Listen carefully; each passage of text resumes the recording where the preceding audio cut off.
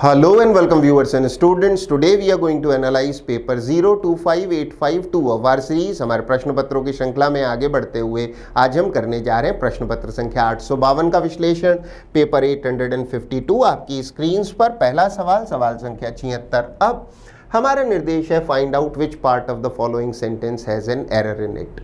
नीचे दिए गए वाक्य के किसी एक सेगमेंट या खंड में कोई ग्रामेटिकल एरर या व्याकरणीय अशुद्धि है, ऐसा खंड जिसमें ये एरर है वही हमारा आंसर होगा। तो पढ़ते हैं। I will meet him when he will come here. निसंदेह विल कम नहीं, कम्स होना चाहिए था। विद्यार्थी ध्यान दें, ऐसे वाक्यों को कहते हैं कंडीशनल सेंटेंसेस टाइप 1 या फिर टाइप 1 कंडीशनल सेंटेंसेस, प्रथम प्रकार के शर्त वाले वाक्य। ऐसे वाक्य जिनमें वर्तमान शर्त का कोई भावी परिणाम हो, इस प्रकार के कंडीशनल सेंटेंसेस होते हैं। ऐसे वाक्यों में परिणाम का क्लॉज या मेन क्लॉज फ्यूचर टेंस में तथा शर्त वाला क्लॉज या कंडीशनल वाक्य खंड लिखा जाता है प्रेजेंट टेंस में। और अक्सर कंडीशनल क्लॉज शुरू होता है इफ, व्हेन, अनलेस, अनटिल जैसे शब्दों से। तो I will meet him main clause है, परिणाम खंड है, इसका कंडीशनल क्लॉज प्रेजेंट टेंस में होना चाहिए था। व्हेन ही विल कम नहीं, व्हेन ही कम्स हियर। वाक्य में एरर खंड सी में है, यही हमारा आंसर होगा। आगे बढ़ते हुए सवाल संख्या 77, फिर से वही निर्देश है, जिस सेगमेंट में कोई एरर है वही हमारा आंसर होगा। तो पढ़ते हैं। दो हालांकि द को-अक्यूज्ड, को-अक्यूज्ड का अर्थ है सह अभियुक्त, वॉज अक्विटेड, अक्विट का अर्थ होता है बरी किया जाना या फिर निर्दोष करार दिया जाना। The main accusation was sentenced, sentenced का अर्थ है उसे दंड दिया गया, सजा सुनाई गई। To life imprisonment, life imprisonment का अर्थ है आजीवन कारावास। वाक्य में एरर कहाँ है? यहां। एक्यूजेशन नहीं, अक्यूज्ड होना चाहिए था। विद्यार्थी ध्यान दें, एक्यूजेशन का अर्थ है आरोप, जबकि अक्यूज्ड का अर्थ है आरोपी या अभियुक्त। तो मेन एक्यूजेशन नहीं, मेन अक्यूज्ड, मुख्य अभियुक्त। वाक्य में अक्यूज लगाकर एक बार वाक्य को फिर से पढ़ते हैं। दो हालांकि द को अक्यूज्ड, यद्यपि या हालांकि जो सह अभियुक्त था वॉज अक्विटेड, उसे बरी कर दिया गया, निर्दोष करार दिया गया। द मेन अक्यूज्ड, जो मुख्य अभियुक्त या मुख्य आरोपी था, मेन अक्यूज्ड था, वॉज सेंटेंस्ड, उसे दंड दिया गया टू लाइफ इम्प्रिजनमेंट, आजीवन कारावास का। एक्यूजेशन नहीं, अक्यूज्ड होना चाहिए था, आरोप नहीं, आरोपी या अभियुक्त। हमारा आंसर खंड बी में होने के कारण हमारा आंसर ऑप्शन बी ही रहेगा। आगे बढ़ते हुए सवाल संख्या 78, फिल इन द ब्लैंक का प्रश्न मिला है, पढ़ते हैं। कास्ट है जाति, एंड नेशनल है राष्ट्रीय, dash have no significance for me, significance का अर्थ है महत्व।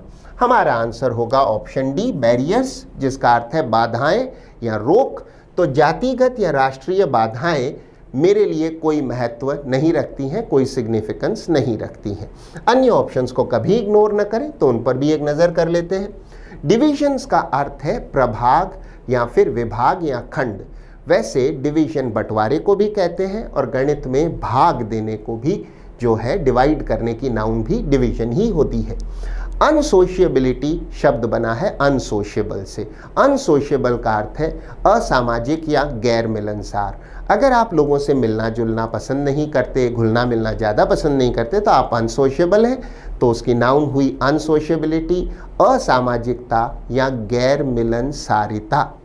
और अंतिम ऑप्शन सी, ओरिजिन का अर्थ है उत्पत्ति या उद्भव। वैसे किसी व्यक्ति का बैकग्राउंड भी उसका ओरिजिन कहलाता है। हमारा आंसर ऑप्शन डी ही रहेगा। आगे बढ़ते हुए सवाल संख्या 79, हमारा निर्देश है हम पता लगाएं उस शब्द का जो प्रश्न शब्द का सिनोनिम हो, पर्यायवाची हो, that best expresses the meaning of the given word. शब्द कस्टमरी का अर्थ है परंपरागत या प्रथागत, यानी जैसा सामान्यतः होता है।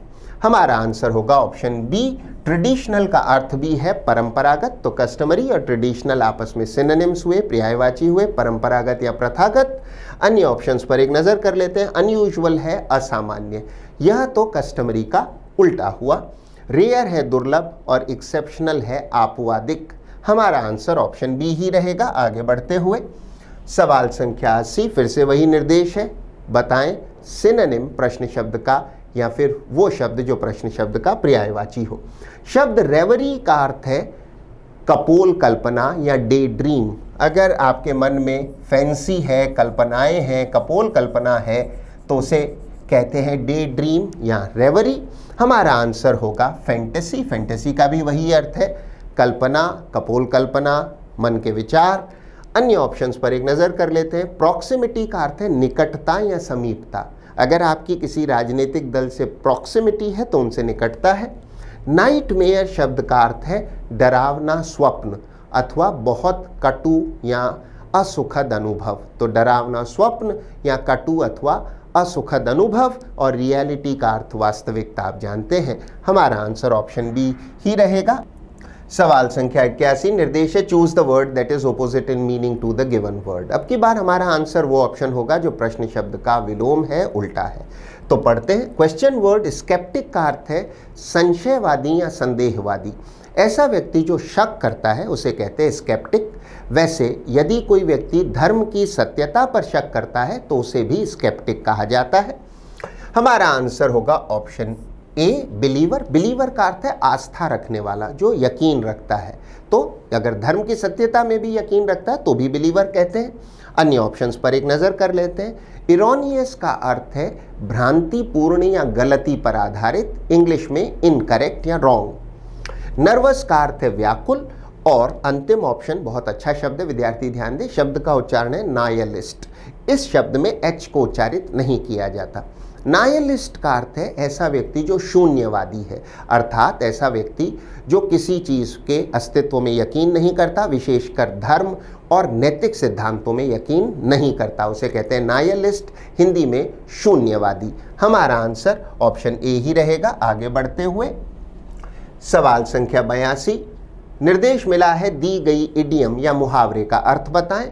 इडियोमैटिक एक्सप्रेशन है ऑन टेंटर हुक्स। अगर आप ऑन टेंटर हुक्स हैं तो काफ़ी बेचैन है, नर्वस है। हमारा आंसर होगा ऑप्शन सी, वरीड और नर्वस अबाउट समथिंग। अन्य ऑप्शंस को रिव्यू कर लेते हैं। ऑप्शन ए, सिकफंसी का अर्थ है चापलूसी, इंग्लिश में flattery.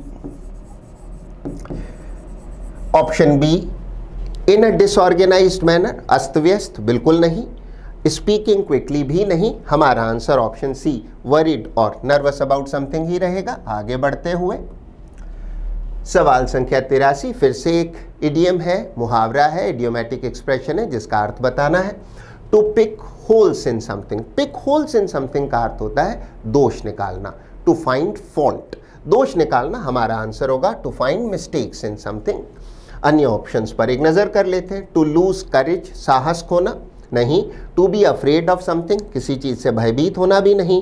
To articulate something clearly. Articulate का अर्थ होता है बड़े स्पष्ट तरीके से या बिल्कुल साफ गोई से कोई चीज़ कहना। अगर आप कोई चीज़ वाक्पटुता से या बहुत साफ तरीके से कह सकते हैं तो आप उसे आर्टिकुलेट करते हैं। हमारा आंसर यद्यपि ऑप्शन सी ही रहेगा। आगे बढ़ते हुए सवाल संख्या 84, अब की बार मिला है रीअरेंजमेंट ऑफ सेंटेंसेस का एक प्रश्न, जिसे हल करने की विधि से आप भली भांति परिचित हैं।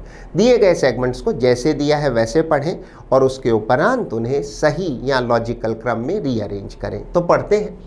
We eagerly await tomorrow. Eagerly का अर्थ है उत्सुकता से, अवेट है किसी चीज़ की प्रतीक्षा करना, टुमारो है आने वाला कल। तो हम आने वाले कल यानी भविष्य की उत्सुकता से प्रतीक्षा करते हैं, राह देखते हैं। एज इट सिंबलाइजेस, क्योंकि ये जो आने वाला कल है ये प्रतीक है फ्रेश होप, नई उम्मीद का, promise and new beginnings. Beginnings का अर्थ है शुरुआत, क्योंकि आने वाला कल प्रतीक है नई उम्मीद और नई शुरुआतों का। The human mind is an enigma. Human mind है मानव मस्तिष्क। इज एन एनिग्मा, एनिग्मा का अर्थ होता है कोई रहस्यमयी चीज़ या पहेली, इंग्लिश में मिस्ट्री। ऑलवेज सीकिंग, सीक का अर्थ है ढूंढना या पाना चाहना, something new and unexplored. Unexplored का अर्थ है जिसे आज तक नहीं खोजा जा सका है।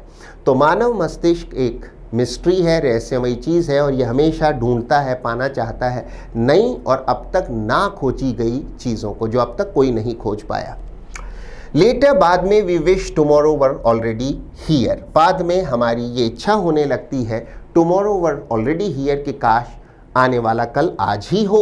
So we freight. फ्रेट का अर्थ है चिंतित या फिर अनहैप्पी महसूस करना, वरीड या अनहैप्पी महसूस करना किसी चीज़ को लेकर के। तो फिर हम फ्रेट करते हैं, हम चिंतित होते हैं, नाराज़ या नाखुश होते हैं। एंड हेजिटेट और हिचकिचाते, ऐसा ना होने पर हम फिर चिढ़ने लगते हैं, हम चिंतित हो जाते हैं, नाखुश हो जाते हैं और हिचकिचाने लगते हैं।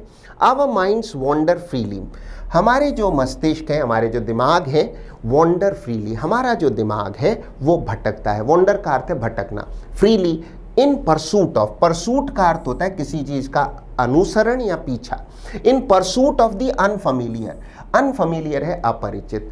हमारे जो दिमाग हैं वो भटकते हैं किस चीज के पीछा करने में, उन चीजों के जो अपरिचित है। Like greener pastures across the yard, greener है अधिक हरा, पास्चर है चारागाह।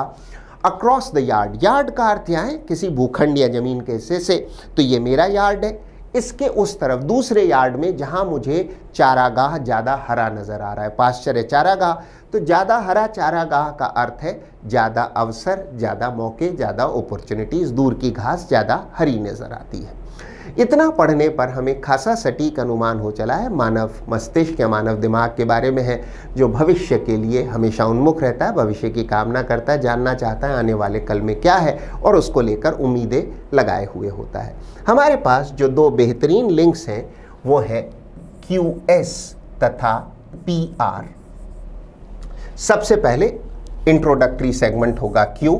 द ह्यूमन माइंड, मानव मस्तिष्क या मानव दिमाग जो है, इज एन एनिग्मा, एक मिस्ट्री है, पहेली है। ऑलवेज सीकिंग, हमेशा ढूंढता है जो समथिंग न्यू एंड अनएक्सप्लोर्ड। उसके उपरांत segment S, our minds wander freely, हमारे जो दिमाग है वो भटकते हैं freely in pursuit of the unfamiliar, like greener pastures across the yard.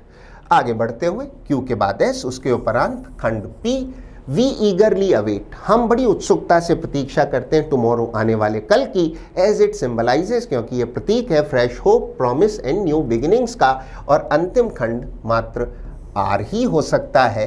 Letter, पहले तो हमारी ये इच्छा होती है, बाद में we wish tomorrow were already here, काश आने वाला कल आज ही हो। एंड ऐसा नहीं होता है तो वी फ्रेट एंड हेजिटेट, तो फिर हम चिंतित और नाराज़ और नाखुश हो जाते हैं और हिचकिचाने लगते हैं।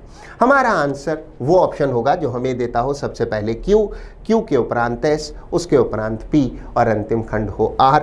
ऐसा ऑप्शन है मात्र ऑप्शन A, QSPR, अन्य कोई ऑप्शन सही नहीं। आगे बढ़ते हुए सवाल संख्या 85, निर्देश है सिलेक्ट द करेक्ट एक्टिव और passive form of the given sentence. हमें दिए गए वाक्य का वॉइस बदलना है, पढ़ते हैं। Will he have received the letter. सबसे पहले पहचाने वाक्य के टेंस को। वाक्य का टेंस है फ्यूचर परफेक्ट और वॉइस है एक्टिव। हमें इसे बदलना है पैसिव वॉइस में।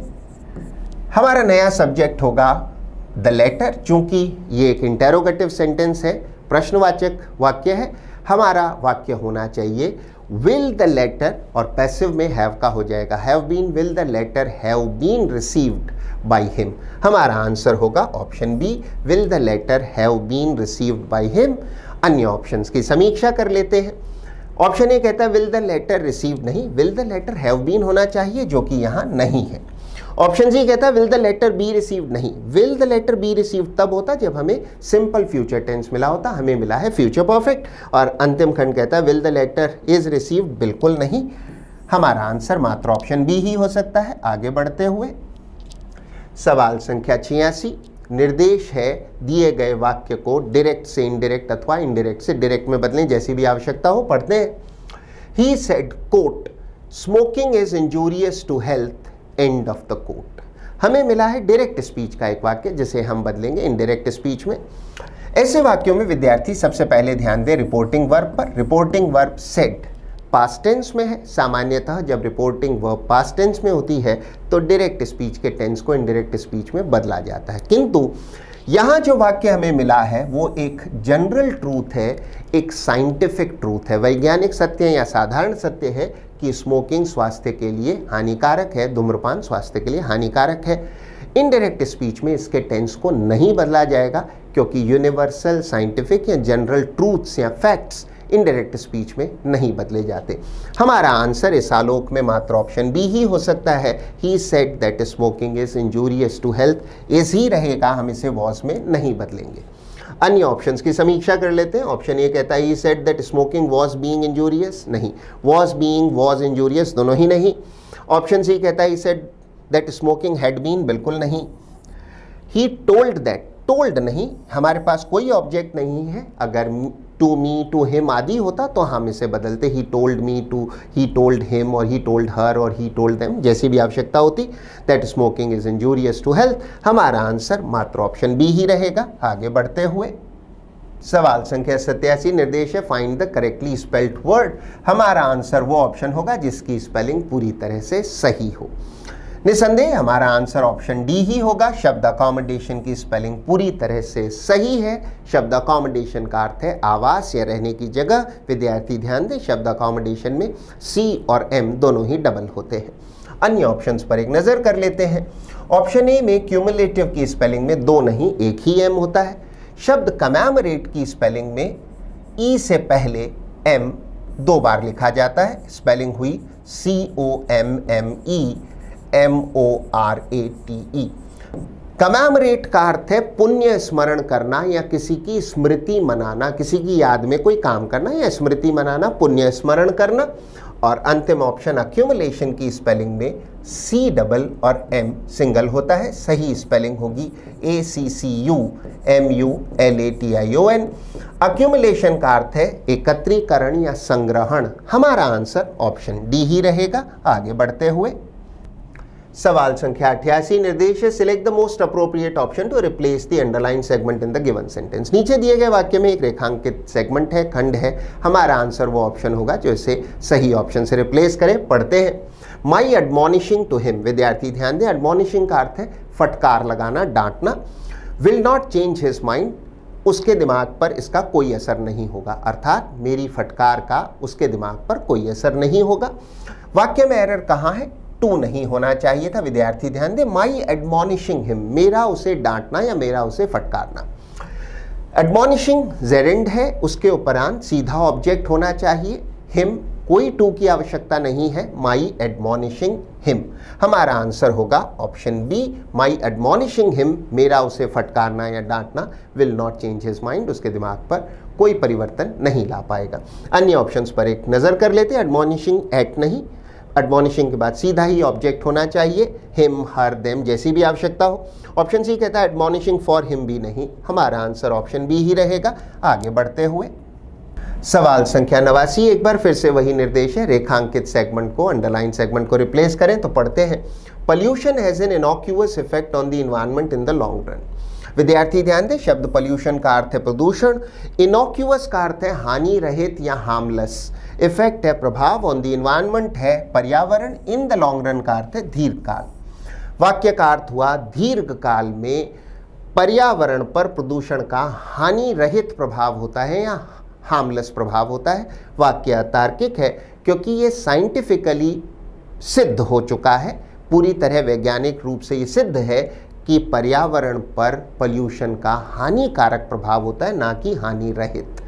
हमारा आंसर होगा ऑप्शन सी। शब्द डेट्रीमेंटल का अर्थ है हानिकारक, हार्मफुल, डिलीटीरियस। वाक्य में इसे लगाकर फिर से पढ़ते हैं pollution has a detrimental effect on the environment in the long run. Pollution का पर्यावरण पर दीर्घकाल में हानिकारक प्रभाव होता है। तो इनॉक्यूअस हानि रहित नहीं, डेट्रीमेंटल हानिकारक, एन इनॉक्यूअस के स्थान पर अ डेट्रीमेंटल। अन्य ऑप्शंस पर एक नज़र कर लेते हैं। शब्द न्यूट्रल का अर्थ है तटस्थ या अप्रभावी, अगर कोई चीज़ न्यूट्रल है तो उसका कोई असर नहीं होता, बिल्कुल नहीं। और वर्स का अर्थ है अधिक खराब, यहाँ कोई दो तथ्यों की तुलना नहीं हो रही है, वर्ष भी नहीं होगा। हमारा आंसर डेट्रीमेंटल, हानिकारक या हार्मफुल या डिलीटीरियस ही होगा। आगे बढ़ते हुए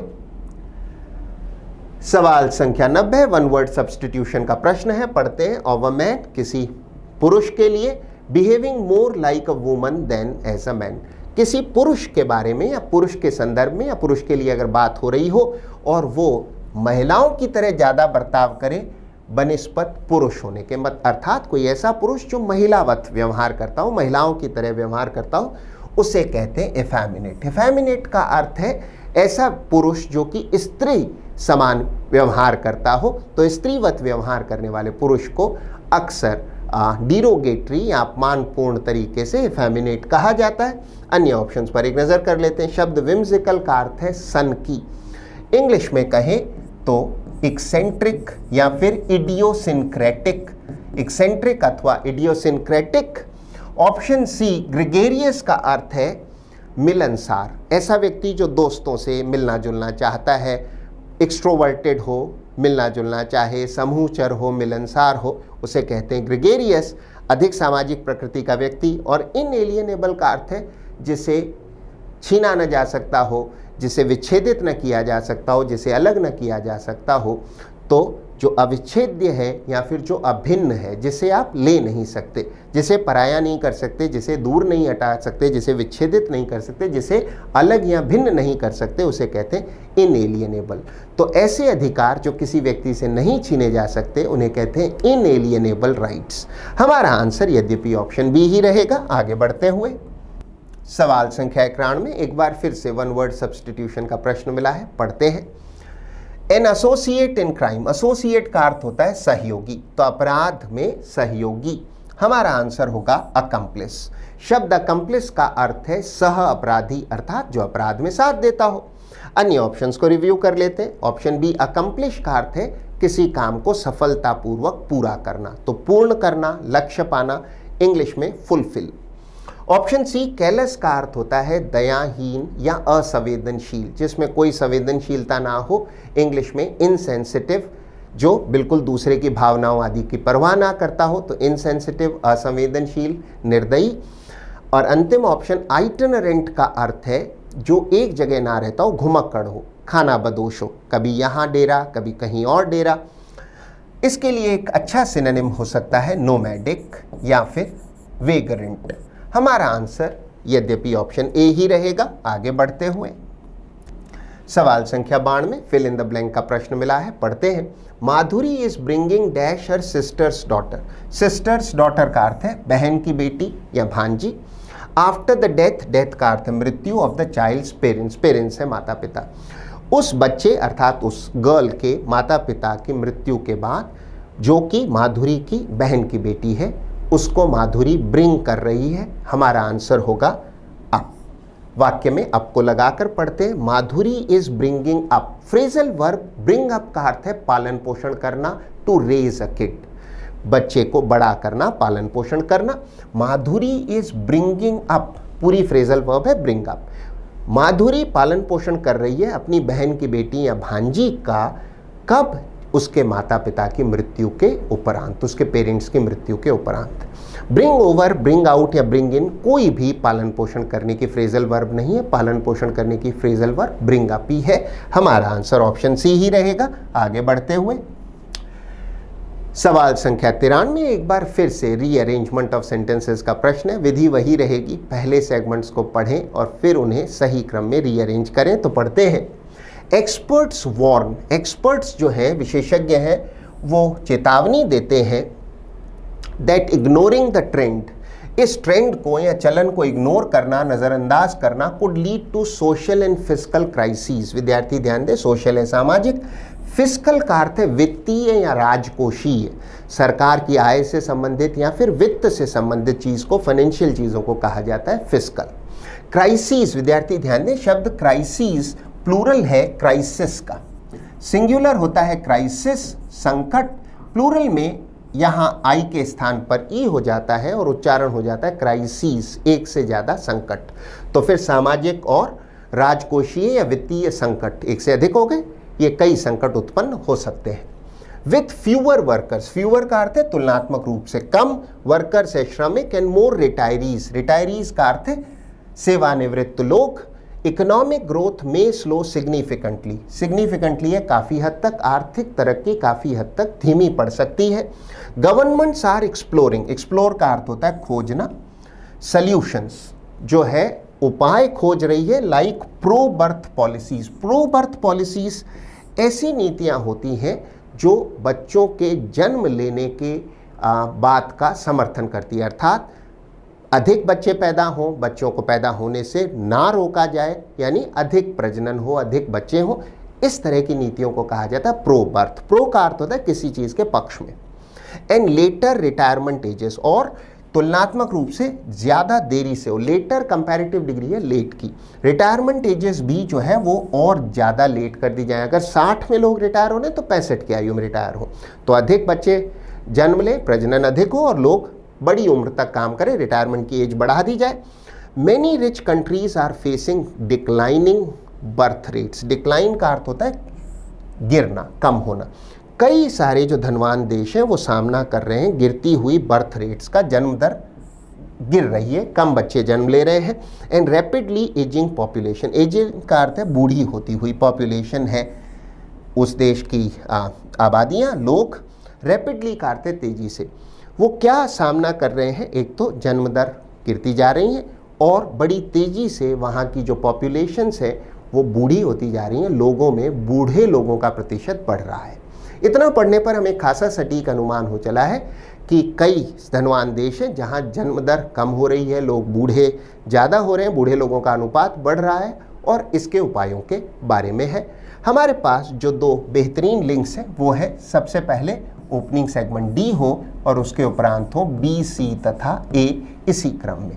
सबसे पहले इंट्रोडक्टरी खंड होगा D, many rich countries are facing declining birth rates and rapidly ageing population.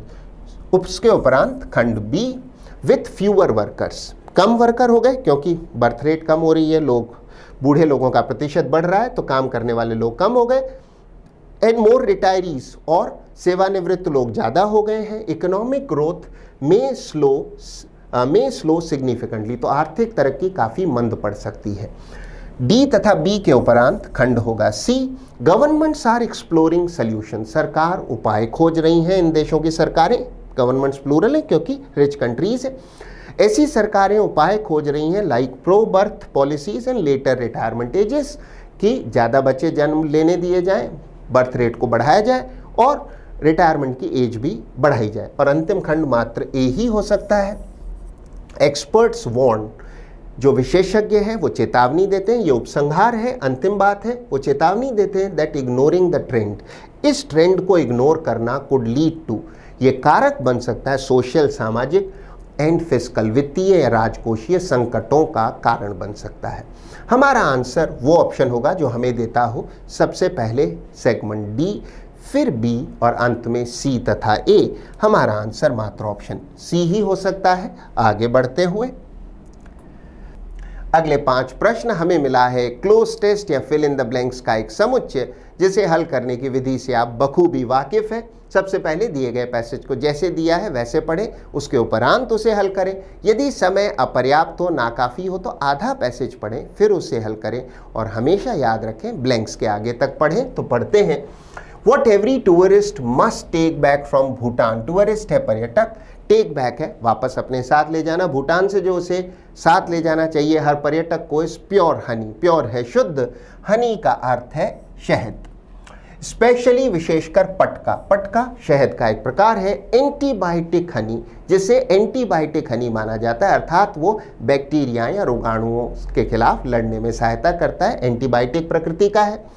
Produce dash मेलेपोना बीज, मेलेपोना बीज एक प्रकार की मधुमक्खियां हैं। स्टिंगलेस बीज, विद्यार्थी ध्यान दें, स्टिंग का अर्थ होता है डंक, तो स्टिंगलेस का अर्थ है जो डंक नहीं मारती।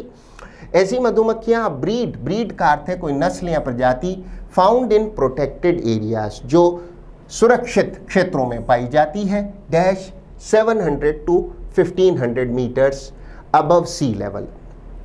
इतना पढ़ने पर हमें खासा अनुमान हो चला है कि भूटान में कोई खास तरह की मधुमक्खियां हैं जो एक विशेष प्रकार का शहद बनाती हैं, पटका शहद, जिसकी रेप्यूटेशन है कि वो एंटीबायोटिक हनी है, बहुत उच्च किस्म का, रोगाणुओं से लड़ने में सहायता करने वाला एक प्रकार का शहद है वो। अब हम इसे हल करते हैं।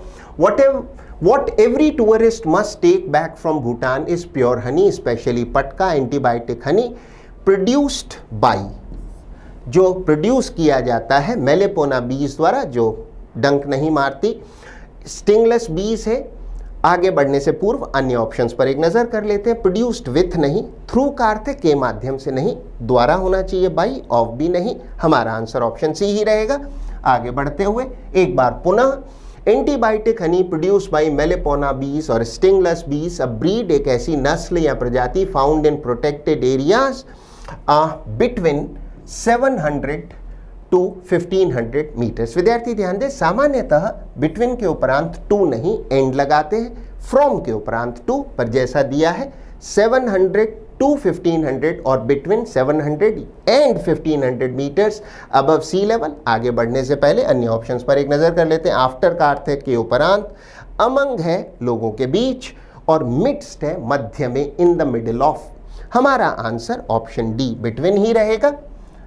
एक बार पुनः, found in protected areas between 700 and 1500 और 700 to 1500 metres above sea level, समुद्र तल से जिसकी ऊंचाई 700 से 1500 मीटर हो, ऐसे क्षेत्रों में वो पाई जाती है। ड्यू टू का अर्थ होता है के कारण, due to their small size, उनके छोटे आकार के कारण। हम बात कर रहे हैं मेलेपोना बीस की। Due to their small size, उनके छोटे आकार के कारण, छोटे उनके आकार होने के कारण, they can get larger nutrients. आगे बढ़ने से पहले अन्य ऑप्शंस पर एक नजर कर लेते हैं। ड्यू एट नहीं, ड्यू टू का अर्थ होता है बिकॉज ऑफ, ना कि ड्यू एट। ड्यू ऑफ भी नहीं, ड्यू फॉर भी नहीं। Due to their small size, उनके छोटे आकार के कारण, they can get larger nutrients. Nutrients का अर्थ है पोषक तत्व। Larger nutrients than, larger than का अर्थ है की तुलना में बड़ा। विद्यार्थी ध्यान दें, लार्जर एक कंपैरेटिव डिग्री है और कंपैरेटिव डिग्री के साथ THAN देन का प्रयोग करते हैं, तो ज़्यादा बड़े न्यूट्रिएंट्स वो ला सकती हैं देन रेगुलर हनी बीज। सामान्य जो मधुमक्खियाँ होती हैं उनकी तुलना में वो ज़्यादा पोषक तत्व ले आती हैं क्योंकि उनका आकार छोटा होता है।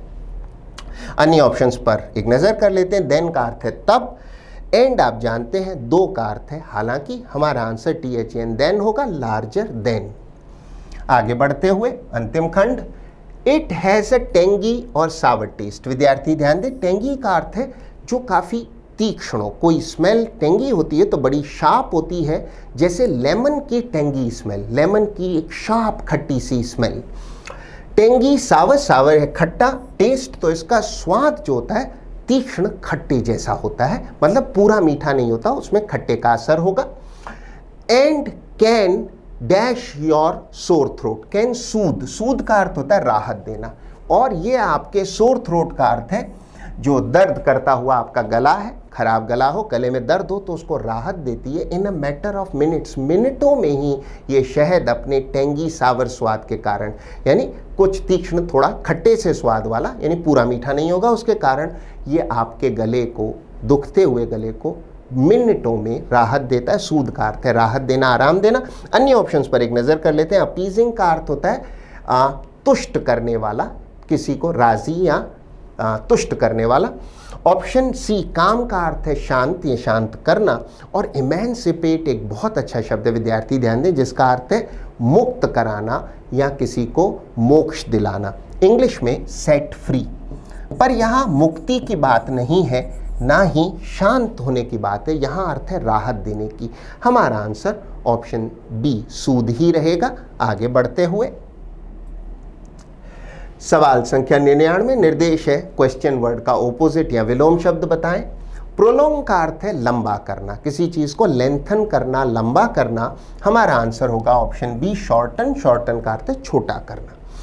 अन्य ऑप्शंस को रिव्यू कर लेते हैं। ऑप्शन ए प्रिवेंट का अर्थ है रोकथाम करना, अलाउ का अर्थ है किसी चीज को अनुमति देना, होने देना, और इंक्रीज का अर्थ है वृद्धि करना। हमारा आंसर ऑप्शन बी शॉर्टन ही रहेगा। आगे बढ़ते हुए अंतिम प्रश्न, प्रश्न संख्या 100। हमारा आंसर वो ऑप्शन होगा जो रॉन्गली स्पेल्ड है, अर्थात जिसकी स्पेलिंग गलत है। बेशक हमारा आंसर होगा ऑप्शन ए, क्योंकि अराइवल की स्पेलिंग EL नहीं AL में खत्म होनी चाहिए। शब्द अराइवल का अर्थ है आगमन, किसी व्यक्ति आदि का आना, आगमन। अन्य ऑप्शंस पर एक नजर कर लेते हैं। ऑप्शन बी रिलीज का अर्थ है छोड़ना या मुक्त करना। ऑप्शन सी ऑब्सक्यूअर का अर्थ है धुंधला या अस्पष्ट, जबकि अंतिम ऑप्शन प्लाइट एक बहुत अच्छा शब्द है जिसका अर्थ है बुरे हालात या दुर्दशा। इसके लिए एक सिनोनिम हो सकता है प्रेडिकमेंट। हमारा उत्तर यद्यपि ऑप्शन ए अराइवल ही रहेगा, क्योंकि किसी अन्य शब्द की स्पेलिंग में कोई एरर नहीं है। तो ये था आपका एनालिसिस पेपर 852 का। I hope you manage to learn a few things from it. अच्छे असर के लिए वीडियो को फिर से देखें, वीडियो में सिखाए गए नियमों को लिखें, याद करें, उनका अभ्यास करें, वीडियो में सिखाई गई वोकैबुलरी को लिखें, नोट करें, उसका अभ्यास करें, और बहुत बेहतर होगा उन शब्दों, उन इडियम्स का प्रयोग अपने एग्जाम्पल सेंटेंसेस में करें। So keep trying, keep working, keep learning. All the best. Thank you and bye bye.